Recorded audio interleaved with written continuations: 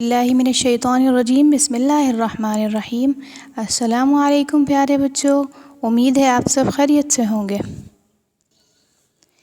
صفحہ نمبر 15 کھولیں اور اس پہ دیکھیں کہ آپ کو جو ٹاپک نظر آ رہا ہے وہ ہے عیدین، یعنی سال میں ہم 2 عیدیں مناتے ہیں، عید الفطر مناتے ہیں اور عید الاضحیٰ۔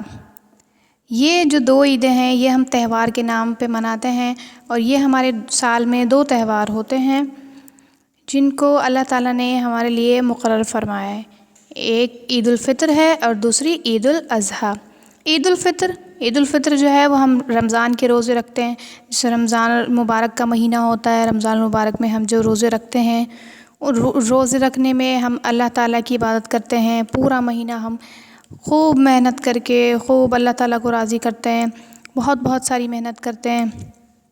ایک خاص عبادتیں ہوتی ہیں اور طاق راتیں ہوتی ہیں، ہم ان طاق راتوں میں جاگ کر اللہ تعالیٰ کی عبادت کرتے ہیں۔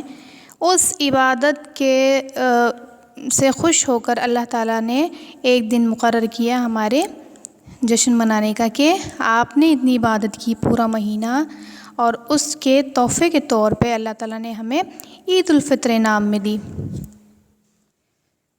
رمضان میں ہم روزے رکھتے ہیں اور بالکل اس طرح سے اپنے سارے کام ایک طرف کر کے، اپنے ساری مصروفیات کو ایک طرف کر کے روزے کے لیے ٹائم نکالتے ہیں، عبادت کے لیے ٹائم نکالتے ہیں، تو اللہ تعالیٰ اس وقت فرشتوں سے پوچھتے ہیں کہ دیکھو، ایک مزدور کی مزدوری کے بدلے میں اسے کیا دیا جائے، ایک مزدور کی مزدوری کے بدلے میں اسے کیا دیا جائے۔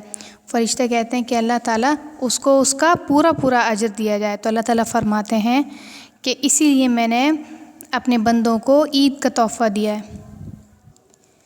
عید الفطر کی نماز سب لوگ رمضان المبارک کا مہینہ ختم ہونے کے بعد شوال کے مہینے میں جو چاند نظر آتا ہے، پہلا چاند جو نظر آئے، اس کی پہلی تاریخ کو ہم شوال کی پہلی تاریخ کو عید الفطر مناتے ہیں۔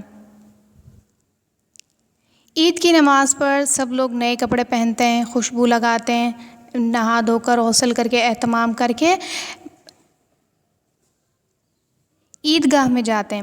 عیدگاہ میں جا کر سب لوگ نماز پڑھتے ہیں، اجتماعی نماز ہوتی ہے، جس طرح سے جمعے کی نماز ہوتی ہے، جمعے کی نماز میں خطبہ ہوتا ہے، اسی طرح سے اجتماعی نماز ہوتی ہے، وہاں سب لوگ جا کر، لیکن عید الفطر کی اذان نہیں ہوتی، عید الفطر کی نماز ہوتی ہے، اور سب لوگ اجتماعی نماز پڑھ کے اور خطبہ سن کر، اور پھر سب ایک دوسرے سے گلے ملتے ہیں، سب ایک دوسرے کو عید مبارک کہتے ہیں۔ عید سب لوگ ملتے ہیں آپس میں، کہ جو لوگ ناراض ہیں آپس میں، جن لوگوں کی لڑائی ہوئی ہے آپس میں، کچھ بھی کسی طرح کے کوئی بھی اختلافات ہیں، تو وہ ایک جگہ جا کے نماز پڑھتے ہیں، اور نماز پڑھنے کے بعد جو ہے وہ آپس میں ایک دوسرے سے گلے ملتے ہیں، تاکہ سارے گلے شکوے دور ہو جائیں۔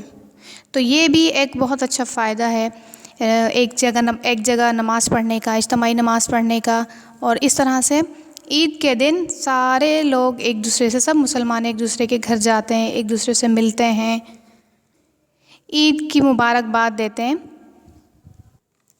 لیکن عید کی نماز سے پہلے، عید الفطر کی نماز سے پہلے ہر مسلمان کو فطرہ دینا ضروری ہوتا ہے، اور فطرہ مستحق لوگوں کو دیا جاتا ہے، جن کے پاس اپنا گھر نہ ہو، اتنے پیسے نہ ہوں کہ وہ عید کو نئے کپڑے بنا سکیں، یا کچھ ان کے گھر میں راشن کی ضرورت ہو، تو ان لوگوں پہ جو ہے وہ فطرہ دیا جاتا ہے، اور فطرہ ادا کرنے سے پہلے نماز ادا نہیں کر سکتے، تو عید الفطر کی نماز ادا کرنے سے پہلے فطرہ دینا لازمی ہوتا ہے۔ اسی طرح سے عید الاضحیٰ ہے۔ عید الاضحیٰ کے بارے میں آپ سب لوگ جانتے ہیں کہ عید الاضحیٰ حضرت ابراہیم علیہ السلام اور حضرت اسماعیل علیہ السلام کی ایک بہترین قربانی جو ہے، اس کی یادگار میں ہم عید مناتے ہیں۔ بقرہ عید جو ہے 10 ذی الحج کو ہم بقرہ عید مناتے ہیں، یعنی عید الاضحیٰ مناتے ہیں۔ تو یہ ایک سنت کو تازہ کیا جاتا ہے، ایک سنت کی یادگار میں جو ہے ہم عید الاضحیٰ مناتے ہیں۔ جیسے میں آپ کو ایک چھوٹا سا قصہ سنا ہوا ہوگا سب نے، لیکن میں آپ کو تھوڑا سا تازہ کرا دوں۔ حضرت ابراہیم علیہ السلام جو کہ ایک پیغمبر تھے، انہیں خواب میں نظر آیا کہ انہوں نے اپنے بیٹے حضرت اسماعیل علیہ السلام کو قربان کیا ہے اللہ تعالیٰ کے حکم سے۔ اللہ تعالیٰ نے ان کو حکم دیا ہے خواب میں کہ حضرت اسماعیل علیہ السلام کو اللہ کی راہ میں قربان کر دو۔ تو حضرت اسماعیل علیہ السلام نے سپورٹ کے وہ خواب جو ہے اپنے بیٹے کو سنایا۔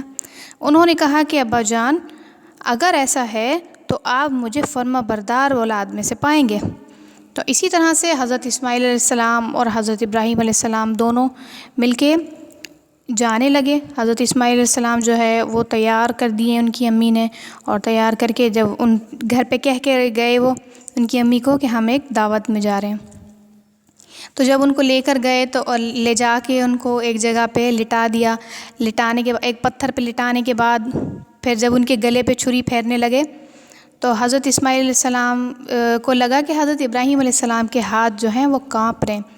تو انہوں نے کہا کہ ابا جان آپ اپنی آنکھوں پہ پٹی باندھ لیں تاکہ آپ مجھے ذبح ہوتا ہوا نہ دیکھ سکیں اور اللہ تعالیٰ کا حکم بھی پورا ہو جائے۔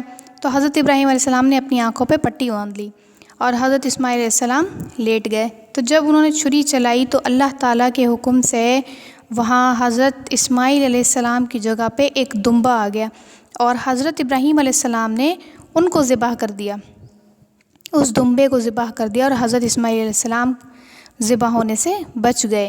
اگر ایسا ہو جاتا کہ حضرت ابراہیم علیہ السلام جو ہے وہ اپنے بیٹے کو ذبح کر دیتے تو شاید آج ہر بیٹا ذبح ہو رہا ہوتا۔ تو اسی طرح سے اللہ تعالیٰ نے حضرت اسماعیل علیہ السلام کو ذبح ہونے سے بچا لیا اور حضرت ابراہیم علیہ السلام سے کہا کہ آپ کی قربانی قبول ہوئی، اور اس سے اللہ تعالیٰ بہت خوش ہوئے۔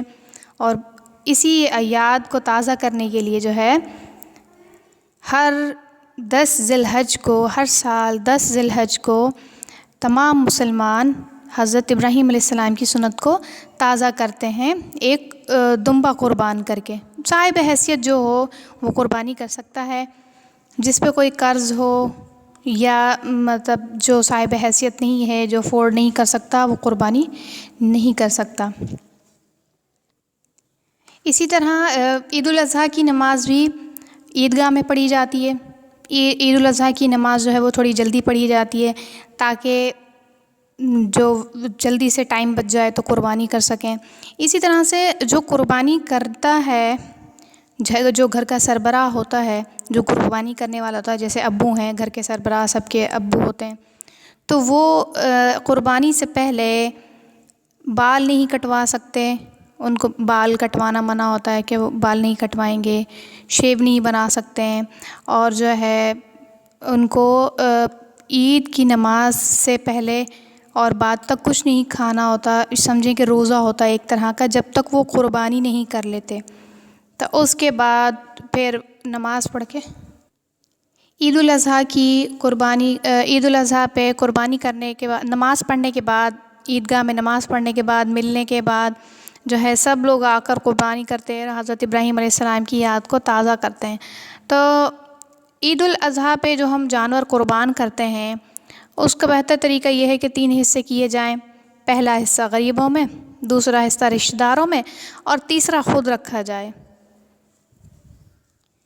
بچوں اسی طرح سے اب یہ عیدین کسے کہتے ہیں، اس سوال کا جواب آپ تلاش کریں گے کتاب سے۔ نماز عیدین کس طرح پڑھی جاتی ہے؟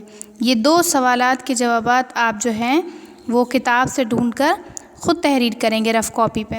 دوسرا یہ کہ صفحہ نمبر 15 اور 16 سے عید الفطر اور عید الاضحیٰ کی پڑھائی کریں گے۔